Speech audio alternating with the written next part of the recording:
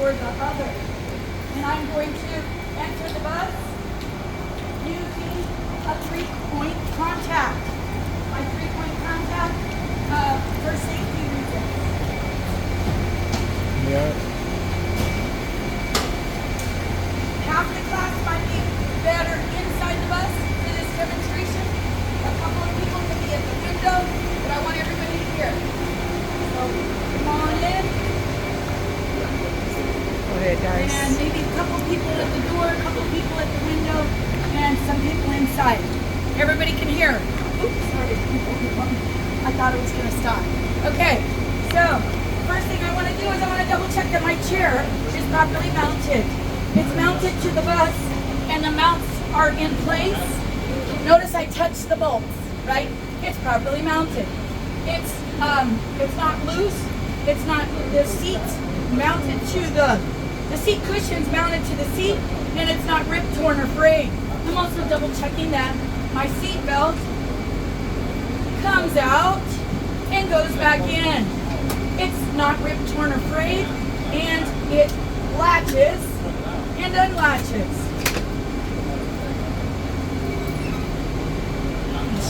We have to shut the bus off. Typically the bus would have been shut off. Okay. I'm going to adjust my seat to myself and to the mirrors. I'm going to put my seat belt on. This is part of a safe start. Sorry about that. I'm gonna jump in there. I just gotta grab something. This is a safe start.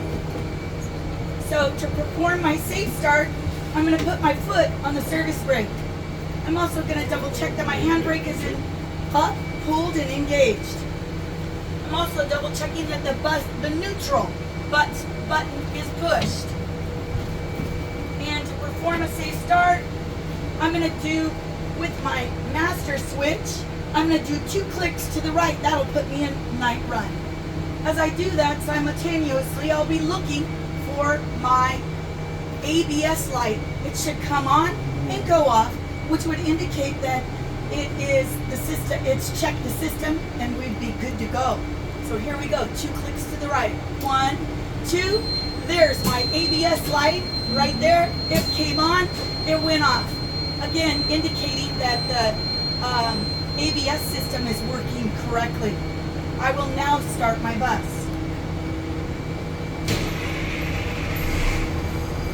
Okay, so the first test that I'm going to do will be my cutout.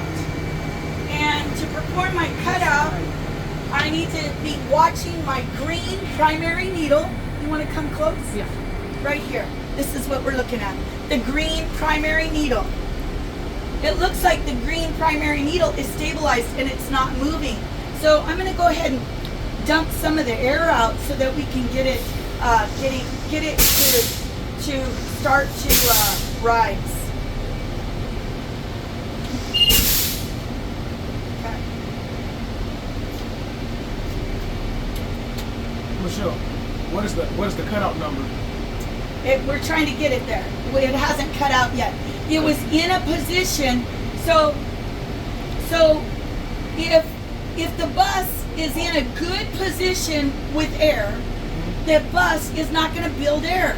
It's perfectly satisfied where it's at. It's like its sweet spot, if you will.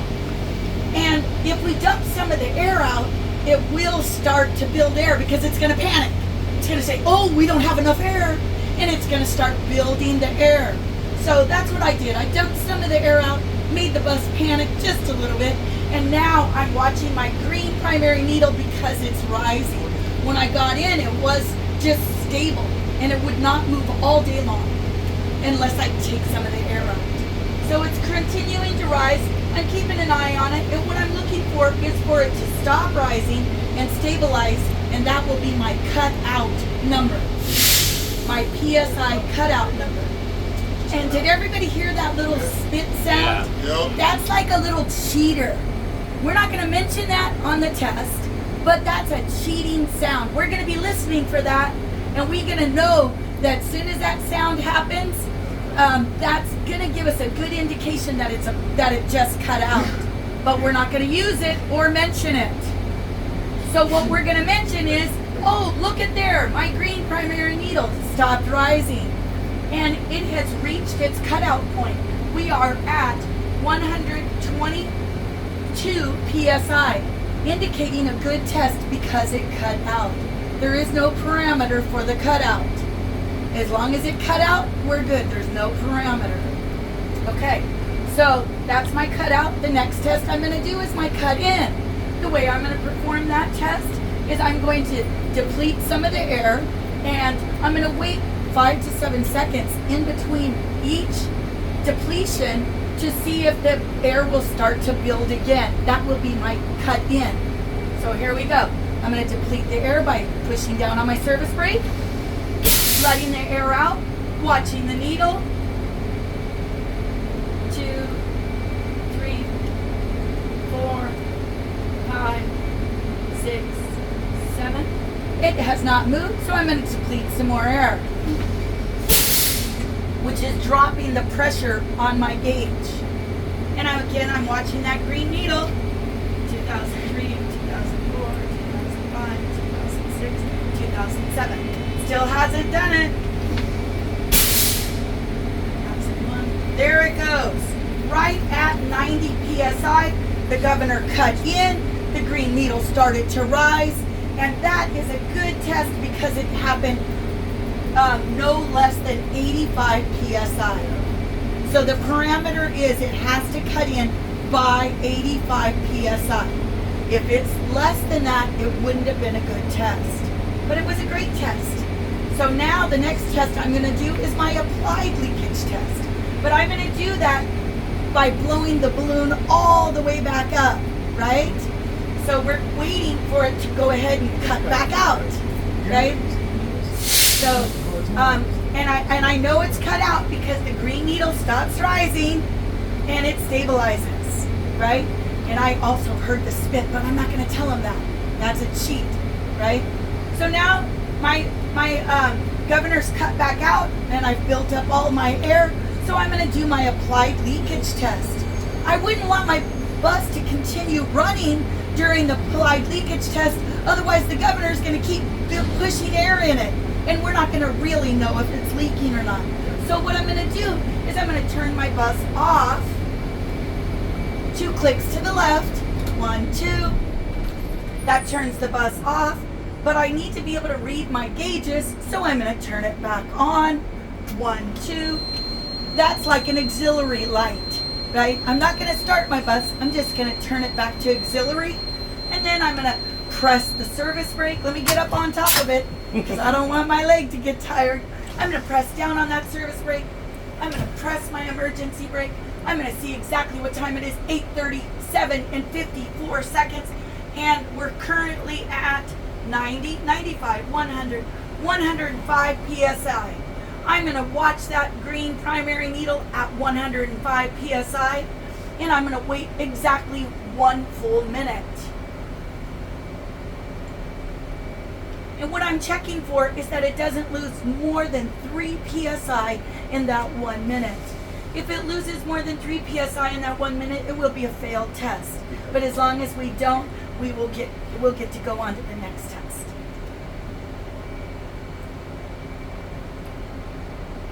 Notice what I'm doing. Needle. The other thing I'm doing is I'm keeping my foot down on that brake. I'm not letting it up even a little bit. Because if we do, it's going to deplete some of the air.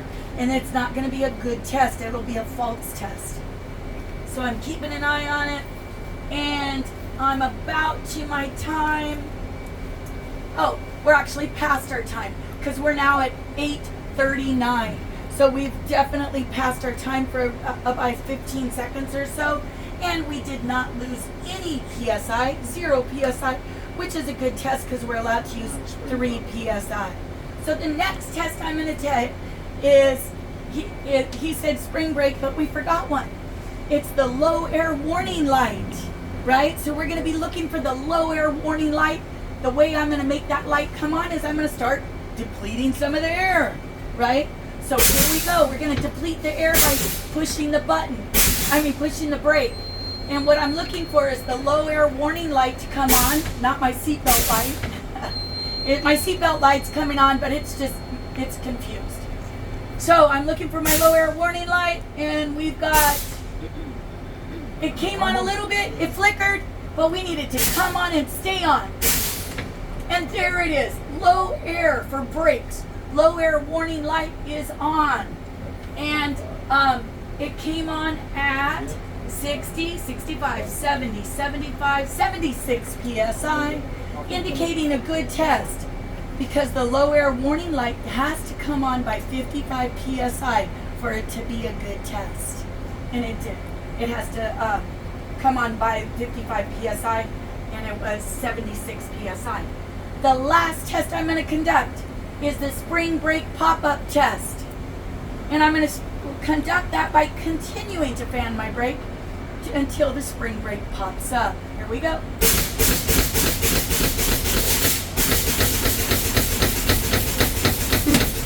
Boom! Spring brake popped up, and we are currently at 30, 45, 47 PSI, indicating a good test because it popped up. There's no parameters for your spring brake.